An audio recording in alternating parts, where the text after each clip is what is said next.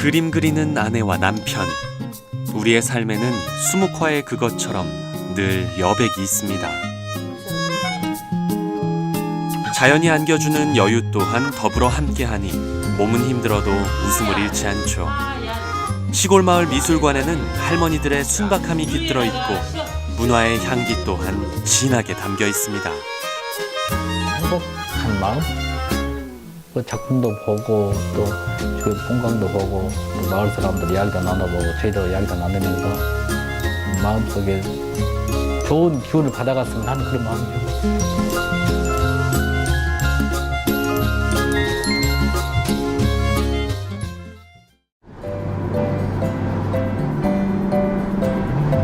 한평군 해보면 산골마을에 가을이 찾아왔습니다. 속되지 않은 자연이 살포시 내려앉은 고즈넉한 시골마을. 누에를 닮은 산내리 뒷산자락에 우리의 미술관이 둥지를 틀고 있습니다.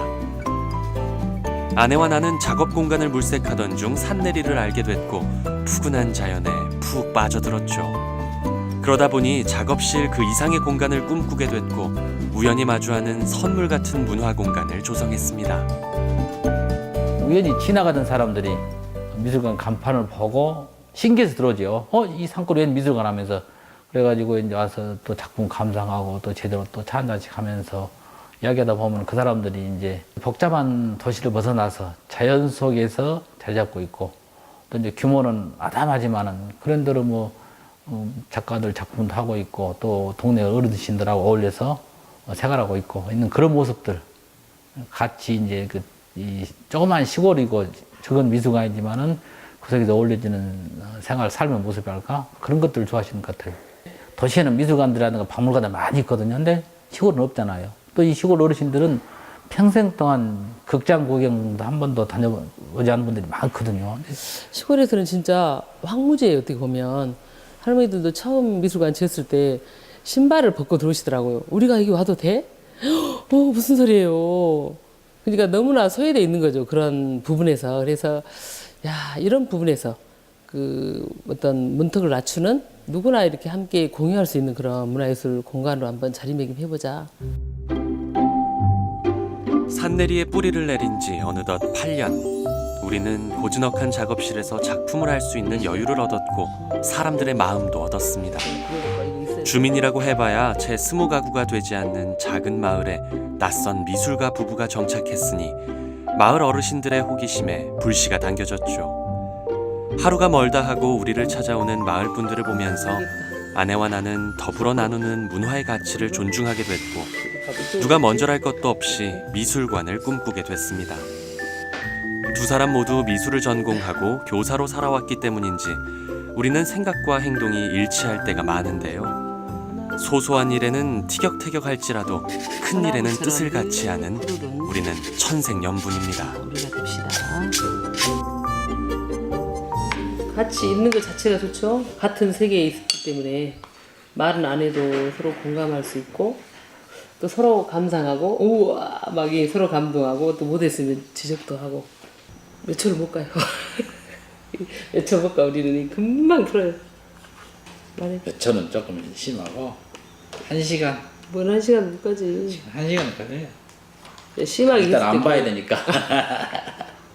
초창기 미술관 지을 때는 엄청 제가 불만이 많았거든요. 못 알아도 못 받고 진짜 뭘 못해요. 그래서 그때 너무 속상해서 이런 남자가 어떻게 살지 했거든요. 근데 지금은 그 변함없는 그런 마음들, 그다음에 또 이렇게 시골에 들어와서 일하다 보니까 늘어 실력이 점점. 그래가지고 지금은 되게 많이 의지하고 또 시골에 살잖아요. 둘 중에 하나라도 없으면 어떻게 하지? 막 그 소중함 있잖아요. 남편의 공식 직함은 미술관 관장. 하지만 온갖 허드렛 일이 그의 몫입니다.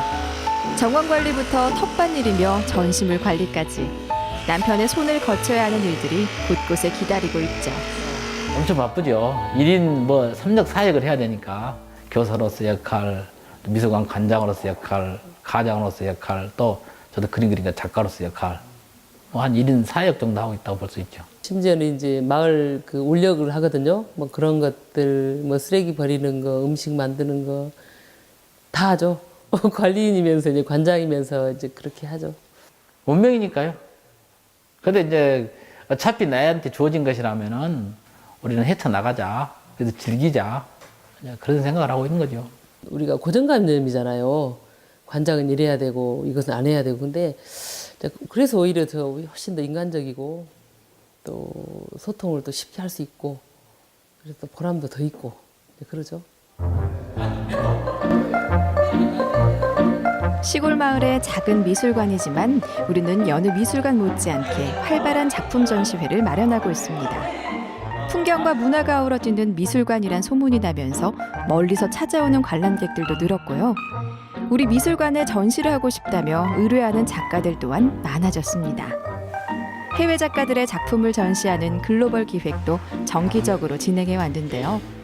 의사소통을 비롯해 준비에 어려움이 많지만 문화의 다양성을 충족시키는 것 또한 미술관의 역할이겠죠.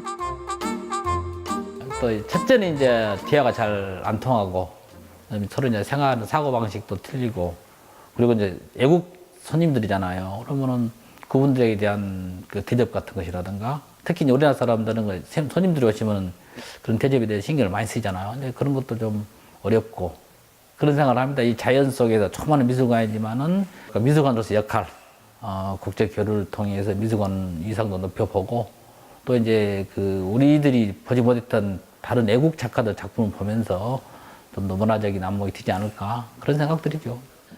크진 않지만 작잖아요. 작은데 할 수 있는 역할이 무엇일까라고 곰곰이 생각했는데 시골 미술관이라는 게 도시 미술관하고 좀 차이점이 뭐냐. 그 마을 주민과 그다음에 지역 주민과 이렇게 가까이 할 수 있는 그런 훨씬 그 소통의 어떤 공간이 되더라고요. 그래서 더 작지만 처음에는 굉장히 좀 부끄러워했어요. 미대 재학 시절 선후배로 만나 결혼한 우리. 비교적 안정적인 부부 교사로 살아오다가 인생의 전환점이 된 것이 미술관이었죠. 소신을 실현하는 과정에서 경제적으로는 많은 것을 포기해야 했습니다. 합의 털어서 이제 전시장 짓고 또 땅 구입하고 그런 부분에서 엄청 그런 경제적인 빚을 또 이렇게 건물 짓는다고 또 많이 또 낸 상태고 그래서 그런 부분에서 남편이랑 마음고생 많이 하고 고민도 많이 하는데 어차피 우리는 빈손으로 갈 것인데 좀 마음을 좀 공심을 갖자. 그래서 지금은 많이 나버린 상태예요. 그래서 퇴직금 타면 한 사람은 또 우리가 전부 갚아야 돼요. 이제 풍족하게 해주지도 못하고 또 고생만 하잖아요. 그런 것이 좀 미안하죠. 또 골고루 우리가 문화예술 그런 차원에서 이렇게 나눌 수 있다는 것이 엄청 보람이죠. 전시 공간을 쉴 틈 없이 활용하면서 폭넓은 문화를 소개하다 보니 미술관에는 늘 생기가 넘칩니다. 그리고 한평이라는 공간에 둥지를 튼 만큼 미술관 운영에도 지역성을 살려야 한다는 것이 아내와 나의 생각인데요. 우리는 한평천지에서 열정과 고집전이란 주제로 매년 한평 출신 작가들의 전시회를 마련하고 있습니다. 유명한 작가도 아니고 제가 그림 그린 지 얼마 되지도 않고 그리고 이제 아직도 배우는 입장이거든요. 근데도 이렇게 이제 좋은 분위기에서 전시회를 제의해 주셔가지고요. 제가 더 열심히 더 그림도 그리게 되고 우리 한평 국민들 이렇게 저처럼 부족하지만 그래도 이제 열심히 하려고 하는 그런 사람들을 발굴해서 관장님께서 이런 자리를 만들어 주셨거든요. 근데 저는 작지 않다고 생각해요. 이 미술관이. 굉장히 아담하고요. 우리한테 딱 맞지 않을까. 우리 한평 출신 작가 아니면 뭐 한평 출신인데 그 외부에 나가서 뭐 작가 활동을 하고 있지만 별로 빛을 보지 못하는 그런 작가들 그분들을 매년 발굴해서 좀 전시해주고 있어요. 그러니까 이 지역을 빛내는 작가들 그런 작가들을 조금 더 부각을 시켜야겠다는 생각이 들어서 여기서 전시를 끝내고 나서 또 많이 매스컴도 타게 되고 그다음에 전시할 수 있는 어떤 밑거름이 되더라고요.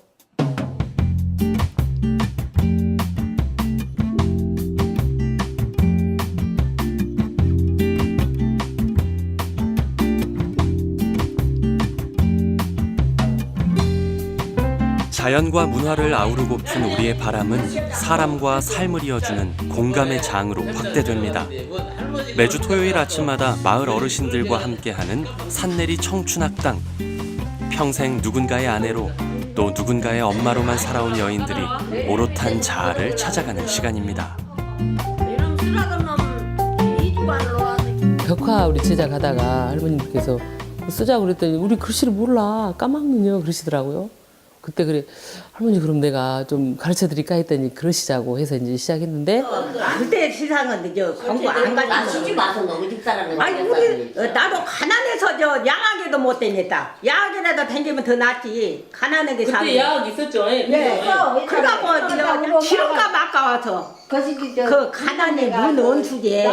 그래갖고 그런 못 빼앗대.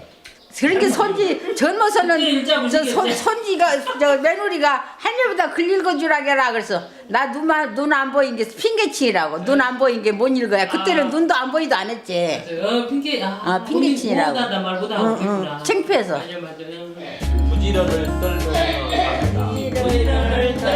대학 강의실을 방불케 하는 진지한 수업은 장장 3시간 동안 이어집니다.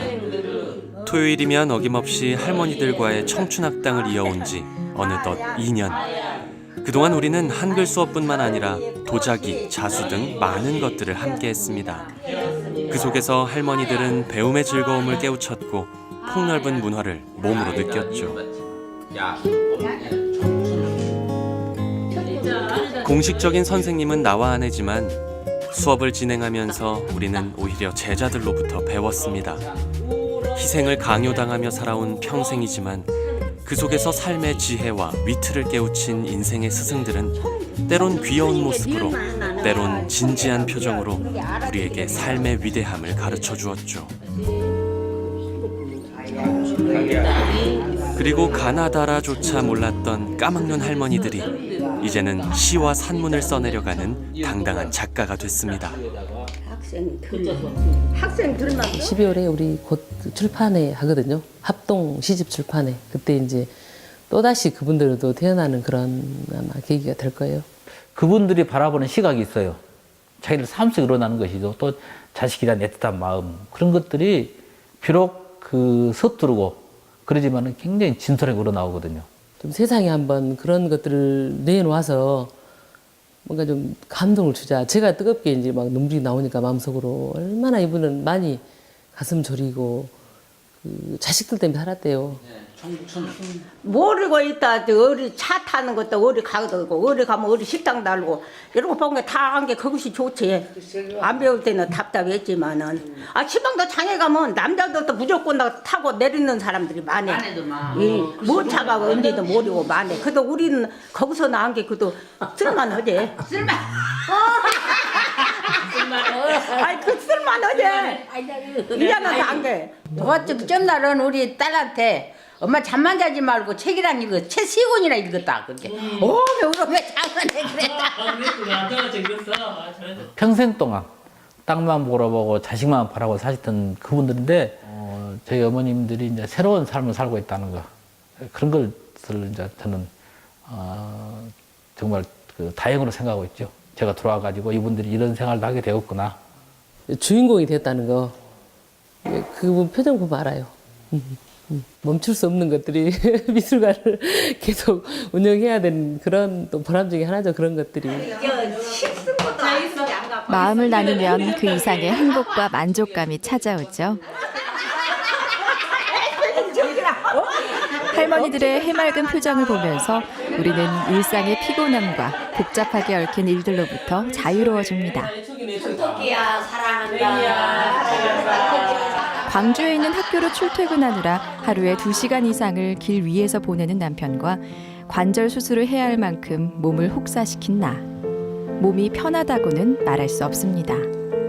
하지만 어디 가서 이토록 순박한 이웃을 만날 수 있으며 또 맑고 순수한 자연을 소유할 수 있을까요?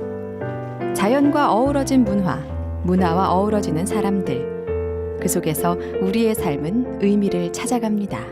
저희들 사회가 굉장히 복잡하잖아요. 특히 도시 사람들은. 근데 그분들이 그 복잡했던 그 마음을 떨쳐버리고 이 시골에 와가지고 좋은 공기 마시면서 또 미술관 전시하고 작품도 보면서 힐링한다 할까? 그런 마음을 가지고 왔으면 하는 그런 마음이죠. 예술이라는 게 또 마음을 풍요롭게 하고 어떤 자기 삶을 더 빛내주는 양념 같은 그런 공간이 되었으면 좋겠어요.